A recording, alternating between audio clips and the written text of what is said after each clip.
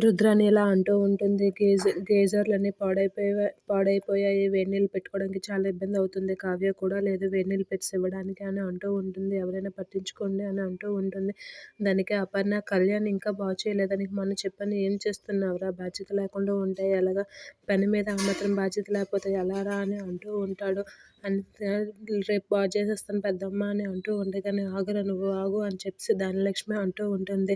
నువ్వేమీ ఇంటికి పనివాడివి అనుకుంటున్నావా? నువ్వు ఈ ఇంట్లో పనులన్నీ చూసుకోవడానికి ఏమక్కయ్య నీ కొడుకుకి రాజులా ఉండాలి, నా కొడుకు పని మనిషిలా ఉండాలా ఏంటా? నువ్వు ఇంట్లో పనులన్నీ కళ్యాణ్ ఎందుకు చేయాలి? నీ కొడుక్కి బాధ్యత లేదు, నీ భార్యకి బాగోలేకపోయినా చూడడానికి రాలేదు, నా కొడుకు మాత్రం భార్యతో సంతోషంగా ఉండకూడదు అనుకుంటున్నావా అని అంటూ ఉంటుంది. అపర్ణ దానికి నీ మనసులో ఎంత కుట్ర ఉందా ధనలక్ష్మి అని అంటూ అక్కడి నుంచి లేచి వెళ్ళిపోతూ ఉంటుంది. అన్నిటికి బామ్మగారైతే ఒకసారిగా షాక్ అవుతూ ఉంటారు. ఏంటి వీళ్ళిద్దరు ఇలా తయారయ్యారు అని అనుకుంటూ ఉంటుంది.